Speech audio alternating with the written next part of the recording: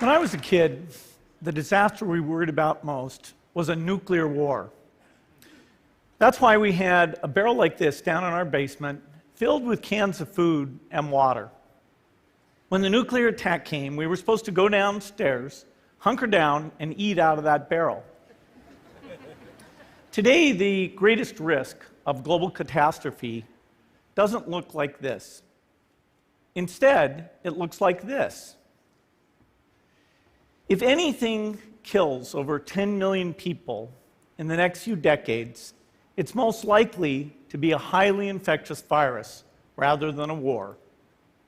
Not missiles, but microbes.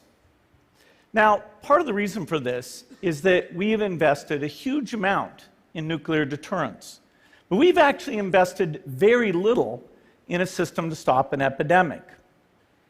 We're not ready for the next epidemic. Let's look at Ebola. I'm sure all of you read about it in the newspaper. Lots of tough challenges. I followed it carefully through the case analysis tools we use to track polio eradication. And as you look at what went on, the problem wasn't that there was a system that didn't work well enough. The problem was that we didn't have a system at all. In fact, there are some pretty obvious key missing pieces. We didn't have a group of epidemiologists ready to go who would have gone, seen what the disease was, see how far it had spread. The case reports came in on paper. It was very delayed before they were put online, and they were extremely inaccurate. We didn't have a medical team ready to go. We didn't have a way of preparing people. Now, Médecins Sans Frontières did a great job orchestrating volunteers, but even so, we were far slower than we should have been getting the thousands of workers into these countries. And a large epidemic would require us to have hundreds of thousands of workers. There was no one there to look at treatment approaches, no one to look at the diagnostics, no one to figure out what tools should be used. As an example, we could have taken the blood of survivors, processed it, and put that plasma back in people to protect them. But that was never tried. So there was a lot that was missing, and these things are really a global failure. The WHO is funded to monitor epidemics, but not to do these things I talked about. Now in the movies, it's quite different. There's a group of handsome epidemiologists ready to go. They move in, they save the day, but that's just pure Hollywood. The failure to prepare could allow the next epidemic to be dramatically more devastating than Ebola. Let's look at the progression of Ebola over this year. About 10,000 people died, and nearly all were in the 3 West African countries. There's 3 reasons why it didn't spread more. The first is there was a lot of heroic work by the health workers. They found the people and they prevented more infections. The second is the nature of the virus. Ebola does not spread through the air. And by the time you're contagious, most people are so sick that they're bedridden. Third, it didn't get into many urban areas, and that was just luck. If it had gotten into a lot more urban areas, the case numbers would have been much larger. So next time, we might not be so lucky.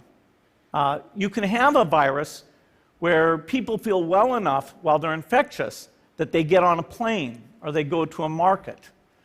The source of the virus could be a natural epidemic like Ebola, or it could be bioterrorism. And so there are things that would literally make things 1,000 times worse. In fact, let's look at a model of a virus spread through the air like the Spanish flu back in 1918. So here's what would happen. It would spread throughout the world very, very quickly. And you can see there's over 30 million people die from that epidemic. So this is a serious problem. We should be concerned. But in fact, we can build a really good response system. We have the benefits of all the science and technology that we talk about here. We've got cell phones to get information from the public and get information out to them. We have satellite maps where we can see where people are and where they're moving.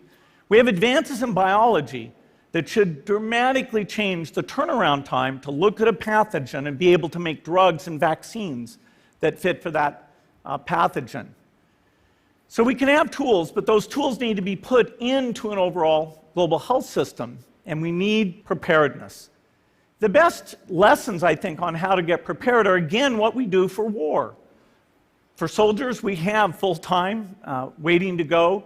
We have reserves that can scale us up to large numbers. NATO has a mobile unit that can deploy very rapidly.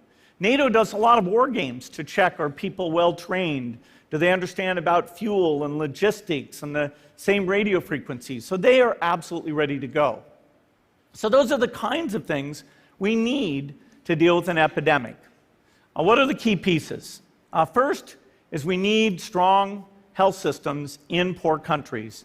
That's where mothers can give birth safely, kids can get all their vaccines, but also where we'll see the outbreak very early on.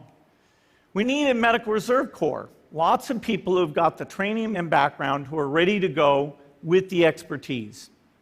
And then we need to pair those medical people with the military, taking advantage of the military's ability to move fast, do logistics, and secure areas. We need to do simulations, germ games, not war games, so that we see where the holes are.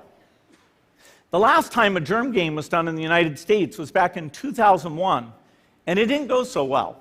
So far, the score is germs 1, people 0. Finally, we need lots of advanced R&D in areas of vaccines and diagnostics. There are some big breakthroughs, like adeno-associated virus, that could work very, very quickly. Now, I don't have an exact budget for what this would cost, but I'm quite sure it's very modest compared to the potential harm.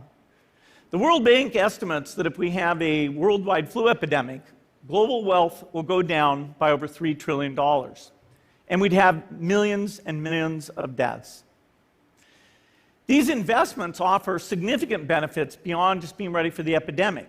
The primary health care, the R&D, those things would reduce global health equity and make the world more just as well as more safe. So I think this should absolutely be a priority. There's no need to panic. We don't have to hoard cans of spaghetti or go down into the basement. But we need to get going because time is not on our side. In fact, if there's one positive thing that can come out of the Ebola epidemic, it's that it can serve as an early warning, a wake-up call to get ready. If we start now, we can be ready for the next epidemic. Thank you.